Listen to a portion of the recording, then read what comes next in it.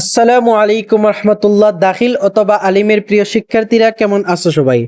আজকে ভাইয়া তোমাদের সাথে আলোচনা করব তোমাদের যে আরবি দ্বিতীয় পত্রের নাহু অংশ এবং সরফ অংশ আছে, এই নাহু অংশ এবং সরফ অংশের যে সূচনা এবং উপসংহার থাকে সেটি তোমরা কিভাবে একটি ফরম্যাট দিয়ে সবগুলো লিখতে পারবে সেটি আজকে তোমাদেরকে দেখিয়ে দিব। বিশেষ করে যারা দুর্বল স্টুডেন্ট আছো, তোমরা যারা মুখস্থ করতে পারো না বা মুখস্থ করতে চাও না, তোমাদের জন্য এই ফরম্যাট খুব বেশি কার্যকরী। ঠিক আছে, তোমরা একটি ফরম্যাট দিয়ে, অর্থাৎ তোমাদের যতটি প্রশ্ন আসবে নাহু অংশ এবং সরফ অংশের, তোমরা সূচনা এবং উপসংহার এই একটি ফরম্যাট দিয়ে দিয়ে দিবে।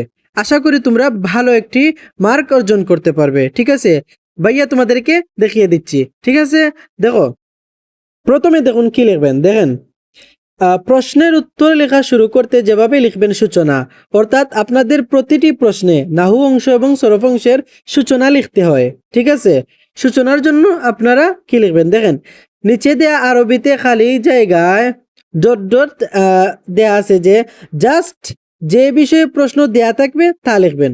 অর্থাৎ যে বিষয়ে আপনাদের প্রশ্ন আসছে সেটি আপনারা এই ডট ডটে লিখে দিবেন, অর্থাৎ এই ফাঁকা জায়গায় আপনারা লিখে দিবেন। দেখেন, প্রথমে লিখবেন কি আল ইফতিতাহ, এতটুকু লিখবেন, অবশ্যই লিখবেন। তারপরে হচ্ছে ইন্না, ইন্না লিখে আপনাদের যে বিষয়ে প্রশ্ন আসছে সেটি এখানে লিখে দিবেন। আশা করি আপনারা বুঝতে পারছেন। ঠিক আছে, তারপরে মনে করেন আমি ধরলাম কি ইন্না আসমায়ে মারফুআত, তাহলে আমি কি লিখবো? দেখো, আমি লিখবো ইন্না আসমায়ে মারফুআতি আমরি মুহিম্মু ফিল লুগাতিল আরাবিয়্যা, এতটুকু লিখবো।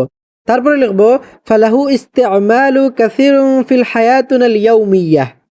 তারপরে ফানাযকুরুল জাওয়াবি ওয়ফকাস সালিফিত তালিয়া, এতটুকু লিখবো।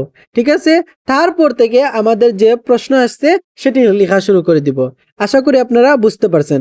অর্থাৎ ইফতিতাহ অংশের জন্য জাস্ট এগুলো লিখলে আপনারা আশা করি ভালো একটি মার্ক অর্জন করতে পারবেন। বিশেষ করে যারা দুর্বল আছেন, যারা এগুলো মুখস্থ করতে চান না, আপনারা এই একটি ফরম্যাট দিয়ে লিখে দিবেন। তারপরে দেখুন, আমি বিশেষ দ্রষ্টব্য লিখে দিয়েছি যে এরকম খালি জায়গায় জাস্ট যে বিষয়ে প্রশ্ন দেওয়া থাকবে তা লিখবেন। অর্থাৎ আমি জাস্ট উদাহরণস্বরূপ এখানে ইন্না আসমায়ে মারফুআত, অর্থাৎ আসমায়ে মারফুআত টেনেছি। আপনাদের যে বিষয়ে প্রশ্ন থাকবে আপনারা মধ্যখানে এখানে লিখে দিবেন। আশা করি আপনারা বুঝতে পারছেন। ঠিক আছে, তারপরে দেখুন উপসংহার কি লিখবেন। মধ্যখানে তো আপনাদের লেখা শেষ হলে আপনারা তারপরে উপসংহার লিখবেন।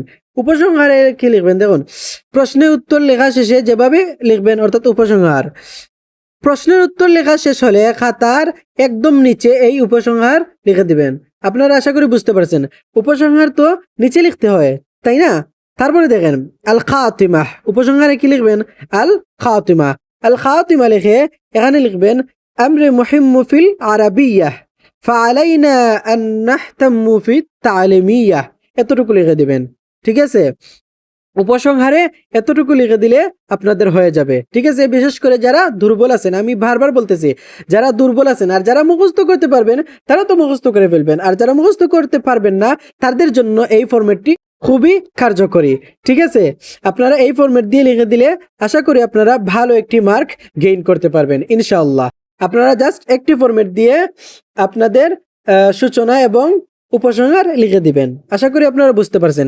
আপনারা যদি এই ভিডিওটি ফেসবুক পেজ থেকে দেখে থাকেন তাহলে ফেসবুক পেজটি ফলো করে রাখুন, আর যদি ইউটিউব চ্যানেল থেকে দেখে থাকেন তাহলে চ্যানেলটি সাবস্ক্রাইব করে রাখুন।